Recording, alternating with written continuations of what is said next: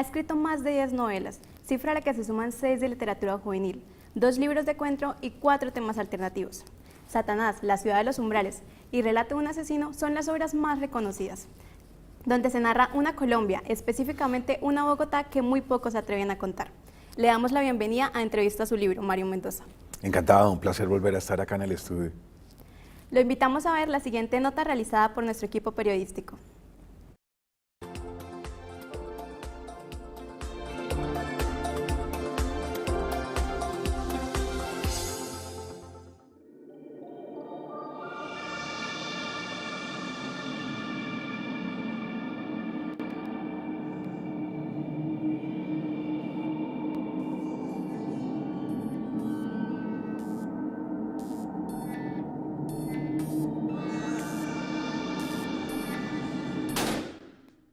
Mario Mendoza Zambrano, bogotano desde su nacimiento en 1964.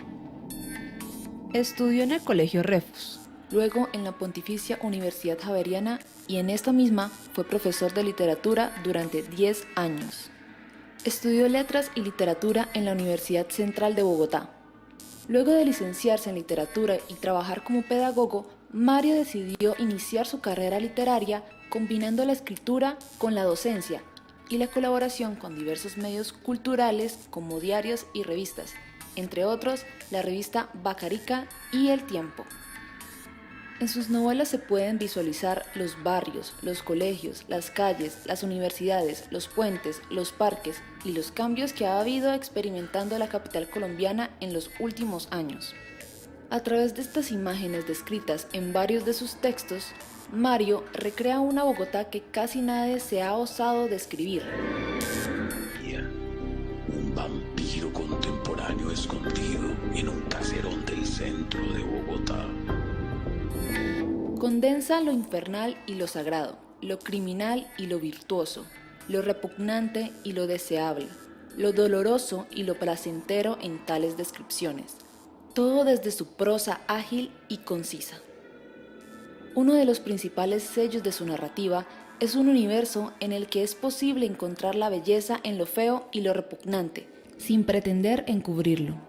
Desde su escritura visceral propone una estética hiperrealista, que no teme viajar por las intrínsecas regiones de la psiquis humana ni bordear los límites de la locura, logrando un objetivo: dar cuenta de la realidad social y exponerla sin censura a la sociedad.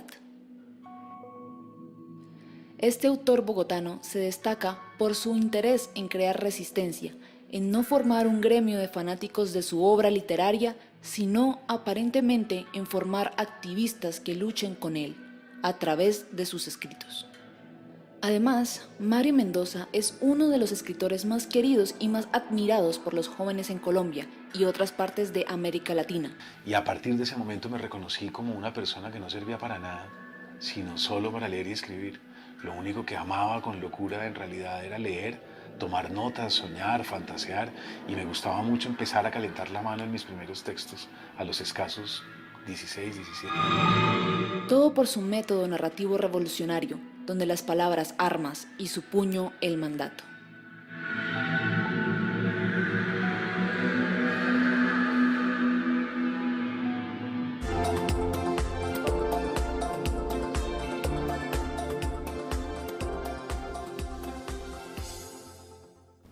Queremos hacer una corrección y es que Mario Mendoza no estudió en la Universidad Central. Qué pena.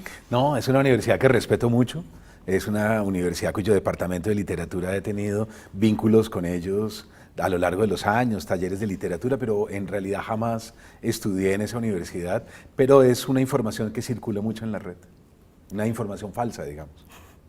Mario, el año pasado tuvimos la oportunidad de tenerlo aquí con su obra El libro de las revelaciones. En esta oportunidad lo tenemos con su obra más reciente, Diario del fin del mundo. Háblenos un poco acerca de este trabajo, el trabajo de campo que realizó. Tengo entendido que es una investigación de más de 5 años y que nace a raíz de un artículo que usted publicó en la revista Gato Pardo de la llegada de un nazi a Colombia. Exacto, así es. El periodista Ernesto Macausland, lo recordarán ustedes, que hizo cine, grandes crónicas, me filtró una información que a mí me pareció maravillosa, y era la historia de un nazi que había muerto en Barranquilla Y yo le pregunté a Ernesto y le dije, ¿será que tú me puedes pasar los datos para hacer la crónica? Si a ti no te interesa o no la vas a hacer, a mí me gustaría hablar con la esposa. Y así fue, me pasó los datos, viajé a Barranquilla, fui, la entrevisté, hablé con ella, me mostró pruebas documentales, fotografías, etcétera, y salió en el número 0 de la revista Gato Pardo, el primer número de la revista, y se llamaba El documento secreto de Hitler. En ese momento me pareció interesante, me pareció inquietante, pero ya a lo largo de los años, investigando un poco más sobre la llegada de nazis a Colombia, surgió todo un universo maravilloso. Y por eso fue que me contacté con Abel Basti, un experto en el tema, alguien que había hablado en History Channel, en National Geographic, sobre el tema de Hitler en América Latina y de nazis en América Latina. Y gracias a la investigación de Abel, con el cual conversaremos justamente hoy en el espacio de la universidad en las horas de la tarde y presentaremos su libro acá. Gracias a esa investigación la novela se fue nutriendo también de un trabajo de campo que había hecho él. ¿Abel tuvo alguna incursión en la creación de los personajes de Daniel, de Carmen y del mismo Mario? No, esos eran personajes que yo traía de atrás, personajes que ya eran como la médula del hilo narrativo, como la estructura principal narrativa eran ellos, pero todo el contexto general en el que ellos se mueven, todos los datos, los artículos, digamos, las noticias que van llegando sobre la llegada de nazis a Colombia, buena parte se la debo a él, a Abel Basti. ¿Cuáles fueron los elementos de ficción y realidad que utilizó para crear el personaje de Daniel Klein?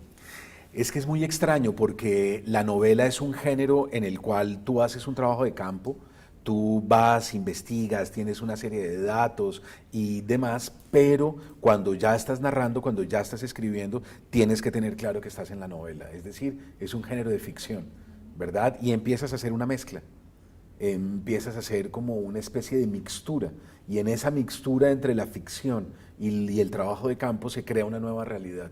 Y esa nueva realidad ya es indisoluble, ya no sabes muy bien dónde está la frontera. ¿Con cuántas Carmen Andreu usted se ha encontrado en su vida? Carmen es maravillosa. Carmen es uno de los personajes quizás más lindos que yo he escrito. Es una muchacha atormentada, es una muchacha que sabe que está llamada al mundo del arte, pero no sabe cómo entrar a él. Y en la medida en que va ingresando en la literatura y después en la fotografía, se va dando cuenta que es un descenso a unas profundidades íntimas terribles. Y ella trabaja por catarsis, ella trabaja por expurgación de fuerzas negativas.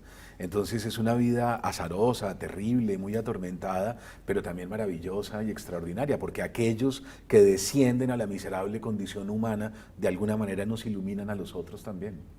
De cierto modo, Carmen iluminó a Mario, y ya que llegamos a Mario, ¿qué tan cercano está de su realidad ese Mario Mendoza del libro?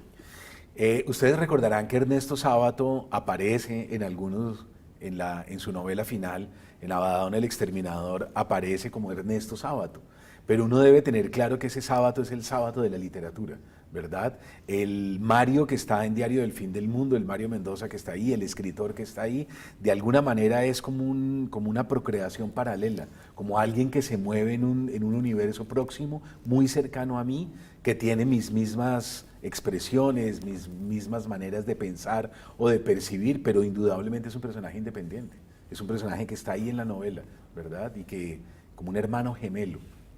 Eso. ¿Cuál fue el triángulo amoroso de estas tres personas? Yo creo que los triángulos son fascinantes porque los triángulos tienen una cosa, digamos, que de alguna manera va más allá de las coordenadas de lo establecido. A nosotros nos enseñan la pareja, y nos repiten todo el tiempo. Incluso vamos hacia el matrimonio, los hijos, como una estructura social, digamos, muy sólida. Pero el deseo no se mueve así. El deseo es sinuoso, retorcido. El deseo es laberíntico. Entonces uno a veces desea, ¿verdad?, a la esposa del otro, a la novia del otro, ¿verdad? Ellas desean a los hombres de otros y ellas desean mujeres y ellos desean hombres también. Entonces es un viaje, digamos, laberíntico el del deseo. Y yo creo que es muy difícil exigir la fidelidad. Yo creo que uno no debería preguntarse eso jamás, si la otra persona me es fiel o no. Uno no debería preguntarse eso porque la respuesta es evidente, ¿verdad? Él nunca se es fiel. Ya que estamos hablando tanto del deseo, lleguemos al caso del deseo de Daniel Klein por asesinar a su padre debido a la crianza que le dio de pequeño. ¿Cómo nace el personaje del papá de Daniel, Alicia, la desaparición de ella? ¿Cómo esto se embruja para crear la historia? Yo traía una historia que era esa, la historia de un hijo que va detrás de las huellas de su padre, pero yo creo que independientemente de la historia que está ahí, que es muy fuerte, que es una historia tremenda porque él va descubriendo que su padre es un asesino, es un genocida, yo creo que a todos nos atraviesa esa pregunta, la pregunta de ver a nuestros padres, ver a mamá y a papá y preguntarnos hasta qué punto me parezco o no me parezco a esta gente que me engendró, cuáles son los lazos que tengo con ellos, hasta dónde van los vínculos, ¿verdad? Hasta dónde la herencia genética irremediablemente me condena, ¿verdad? Si soy hijo de una mamá así, hijo de un padre así, ¿no puedo ser otra cosa? ¿No puedo liberarme de esa herencia? ¿No puedo ser una persona completamente nueva?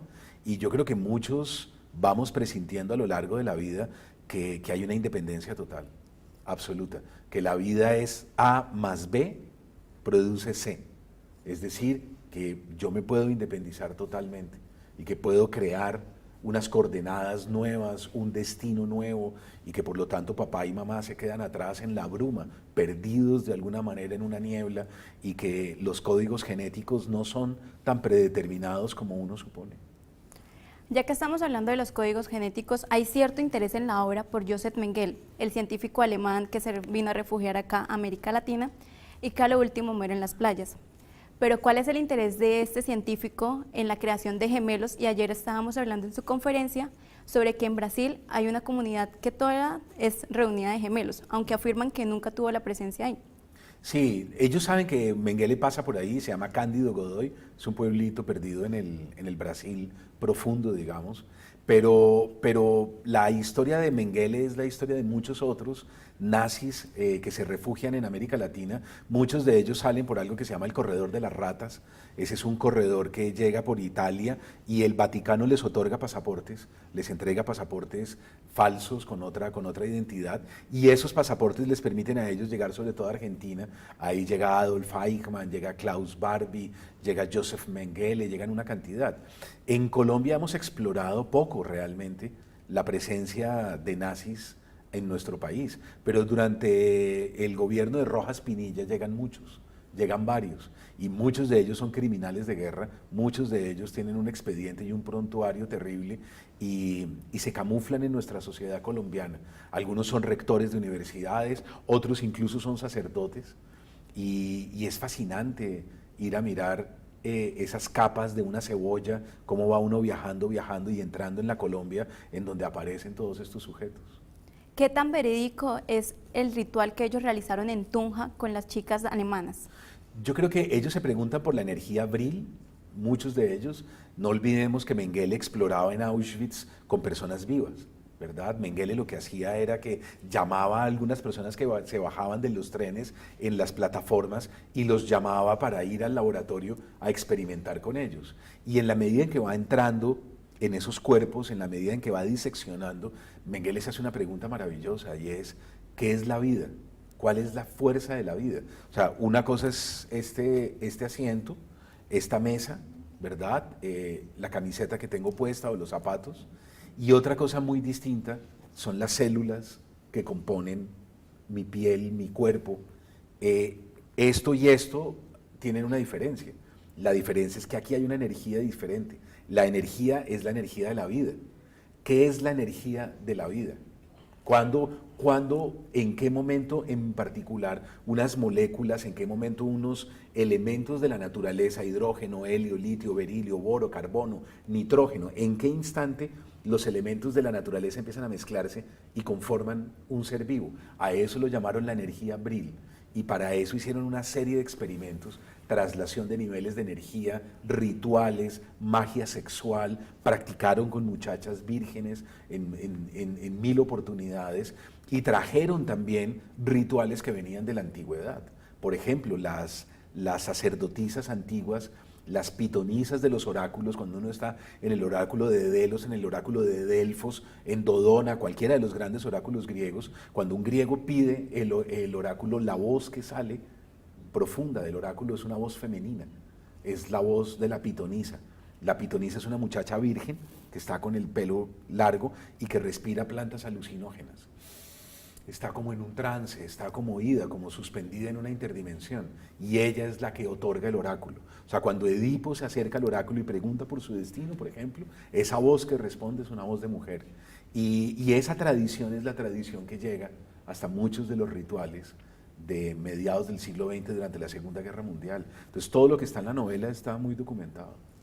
Bueno, Mario, vemos que este ritual se puede realizar en varios países de América Latina y que además en su obra usted dice que somos un hijo del Cuarto Reich. ¿Qué significa eso? Significa que cuando uno mira la Segunda Guerra Mundial, uno dice, no, eso no tiene nada que ver con nosotros, los latinoamericanos. Hitler, la invasión, una cosa, la otra. O sea, la guerra se divide en dos, de 1939 a 1942.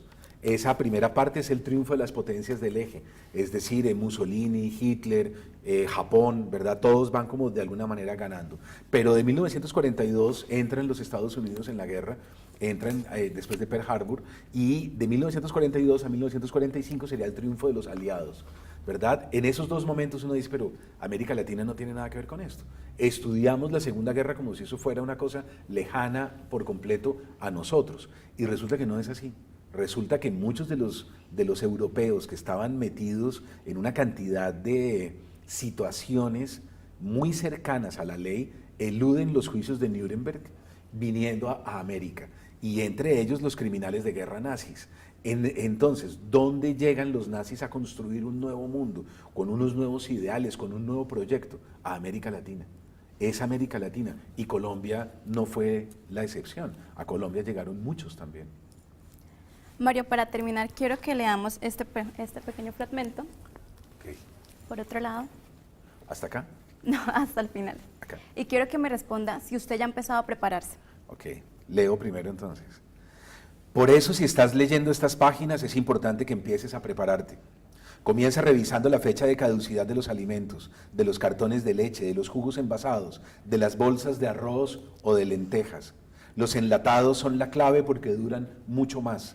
Arma una alacena en algún rincón de tu casa y empieza a organizar una despensa para el fin de los tiempos. Consume según las fechas de vencimiento y vuelve a aprovisionarte con nuevas latas de atún o de sardinas, con nuevas bolsas de frijol o de garbanzos. No olvides aprender a almacenar agua. También te será muy útil cuando no puedas regresar a las tiendas y los supermercados, pues afuera reinará la barbarie y pequeñas tribus de salvajes patrullarán las calles con sus fusiles, sus cuchillos y sus machetes en alto, como al comienzo de la humanidad, como si todo se hubiera dado la vuelta y no estuviéramos en el siglo XXI, sino en los albores de la prehistoria. ¿Qué tan preparado se encuentra Mario Mendoza? Yo estoy listo todos los días. Yo creo que algo va a suceder. Yo creo que estamos muy cerca, ya somos 7.600 millones de personas, ya pasamos una barrera que es el punto de no retorno. Como dice un filósofo francés, Michel Serres, dice: nosotros somos muy raros porque somos como un barco que se va a estrellar contra un iceberg y lo único que se le ocurre es ir más despacio. No se le ocurre nada más sino ir más despacio, o sea, contaminar más lento, ir más lento. Pero no, nosotros ya destruimos el planeta, nosotros masacramos a las demás especies, abrimos la capa de ozono, un hueco gigante, contaminamos, pasamos, según las cifras de la FAO, más de 1.000 millones de personas con hambre muriendo de inanición. Nunca habíamos tenido una cifra tan escandalosa y nos reproducimos a unos niveles que son realmente enfermizos y patológicos, y la gente no deja de reproducirse. La primera ética que deberíamos tener es esa, enseñarle a las nuevas generaciones, por favor, hagan un esfuerzo ecológico, ¿verdad? Y es no reproducirse.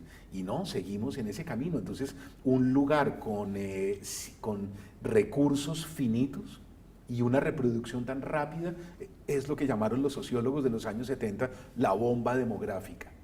Es decir, va a estallar esa bomba y ya está empezando a estallar, ya lo estamos viendo. Eso va ligado a ciertas patologías, enfermedades, macrovirus, macrobacterias, eso está ya a la orden del día y lo estamos viendo. Entonces, no, yo estoy preparado, yo estoy listo, en cualquier momento viene un colapso financiero, ya tuvimos uno, el de 2008-2009, si se nos vuelve a repetir será un colapso terrible, en cualquier momento puede venir un virus. La Organización Mundial de la Salud creía que se trataba de la gripe aviar, estaban listos para un virus que se expandiera a unos niveles vertiginosos y no se frenó, pero la organización dice que en cualquier momento se puede salir de control uno de los virus. Yo creo que nos va a llegar por algún lado, pero debe haber un control de la natalidad y un control de la humanidad y hay que estar listo, claro. Hay que revisar las fechas de los enlatados. Agradecemos la presencia de Mario Mendoza en entrevista a su libro y queremos recordar que hoy estará en la Feria del Libro a las 4 de la tarde con el libro Hitler en Colombia. Muchísimas gracias, Mario, y por favor recuerde que esta fue una alianza entre estudiantes de Comunicación Social y Artes Audiovisuales de la Universidad Autónoma de Bucaramanga. A ustedes muchas gracias y gracias por tu investigación.